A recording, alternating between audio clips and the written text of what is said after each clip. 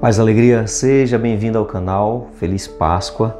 Hoje, terça-feira, vamos meditar um dos mais belos evangelhos, trechos do evangelho que fala da aparição de Jesus, o ressuscitado, para os dois discípulos que estavam querendo distância de Jerusalém, da comunidade de Jerusalém, decepcionados, frustrados.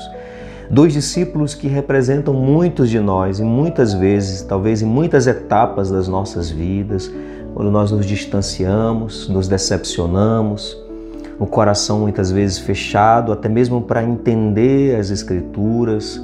Vamos então acolher esta mensagem desse Evangelho de hoje, trazendo para a nossa vida, nossa realidade.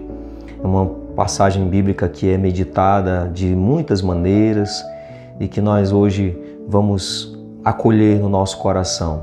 Lucas capítulo 24, versículos de 13 a 35.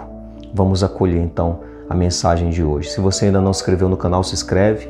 Vamos então também ajudar a compartilhar, comentando. Assim você ajuda na evangelização, faz com que essa mensagem chegue mais adiante. Se você também desejar, temos um grupo de WhatsApp, um grupo fechado, está na descrição desse vídeo, tem o link para você entrar, para você receber todos os conteúdos do canal, as formações bíblicas, os links também das lives e todos os dias o Evangelho, a meditação do Evangelho. O Senhor esteja convosco, Ele está no meio de nós. Proclamação do Evangelho de Jesus Cristo segundo Lucas. Glória a vós, Senhor. Eis que dois deles viajavam nesse mesmo dia para um povoado chamado Emaús, a 60 estádios de Jerusalém, e conversavam sobre todos esses acontecimentos. Ora, enquanto conversavam e discutiam entre si, o próprio Jesus aproximou-se e pôs-se a caminhar com eles. Seus olhos, porém, estavam impedidos de reconhecê-lo. Ele lhes disse: que palavras são essas que trocais enquanto ides caminhando? E eles pararam com o rosto sombrio.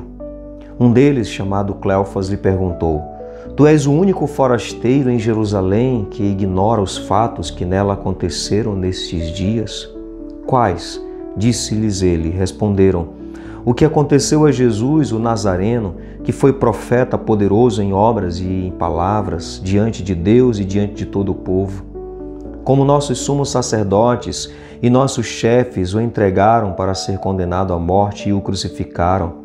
Nós esperávamos que fosse ele quem redimiria Israel, mas com tudo isso faz 3 dias que todas essas coisas aconteceram. É verdade que algumas mulheres, que são dos nossos, nos assustaram. Tendo ido muito cedo ao túmulo e não tendo encontrado o corpo, voltaram dizendo que haviam tido uma visão de anjos a declararem que ele está vivo. Alguns dos nossos foram ao túmulo e encontraram as coisas tais como as mulheres haviam dito, mas não o viram. Ele então lhes disse: insensatos e lentos de coração para crer tudo que os profetas anunciaram. Não era preciso que o Cristo sofresse tudo isso e entrasse em sua glória? E começando por Moisés e percorrendo todos os profetas, interpretou-lhes em todas as Escrituras o que a ele dizia respeito. Aproximando-se do povoado para onde iam, Jesus simulou que ia mais adiante. Eles, porém, insistiram dizendo: permanece conosco, pois cai a tarde e o dia já declina. Entrou então para ficar com eles. E uma vez à mesa com eles, tomou o pão, abençoou, depois partiu e deu a eles. Então seus olhos se abriram e o reconheceram. Ele, porém, ficou invisível diante deles e disseram um ao outro: não ardia o nosso coração quando ele nos falava pelo caminho, quando nos explicava as Escrituras? Naquela mesma hora, levantaram-se e voltaram para Jerusalém. Acharam aí reunidos os 11 seus companheiros, que disseram: é verdade, o Senhor ressuscitou e apareceu a Simão. E eles narraram os acontecimentos no caminho e como haviam reconhecido na fração do pão.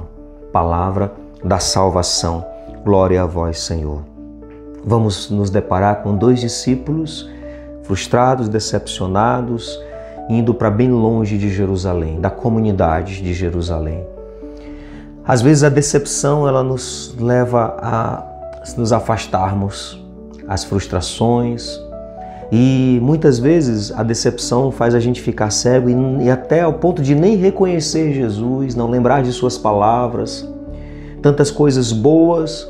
E aqui os próprios discípulos estavam diante disso.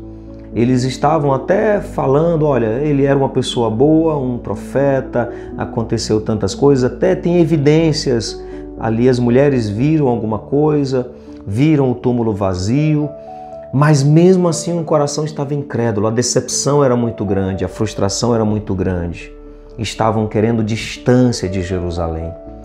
Esses dois discípulos de Emaús, eles representam muitos cristãos, muitos que ficam decepcionados, que se afastam, que querem distância da igreja, que querem distância da sua comunidade, que até têm evidências, tem coisas boas acontecendo, mas eles preferem focar nas coisas ruins, eles preferem ficar na decepção, na frustração. Corações fechados, endurecidos, carentes, pessoas que muitas vezes têm um potencial muito grande de discípulo, mas insistem em retomar para a vida de antes. Dois discípulos estavam voltando, talvez para o seu vilarejo de antes, para a sua vida cômoda de antes. Há muitos cristãos que estão voltando para a sua vida cômoda de antes. Depois de ter seguido Jesus, caminhado com Jesus, acreditado em Jesus, nas suas palavras, depois de ter deixado um dia esta vida cômoda para arriscar-se seguindo o Mestre com fé, com confiança, de repente parece que tudo desmorona, vem o desânimo, a decepção e eles querem voltar para a vida de antes. Quantos e quantos cristãos não estão nessa situação?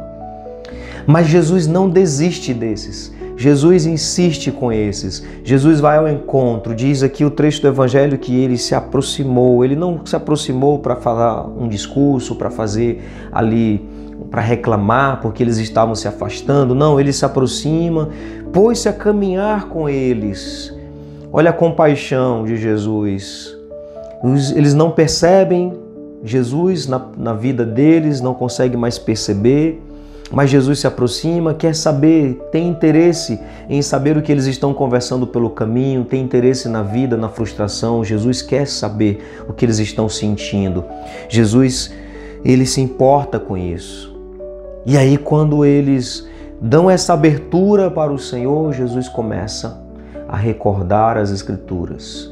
E vem lá desde Moisés, passando pelos profetas, explicando as Escrituras, abrindo o entendimento deles, fazendo o coração arder.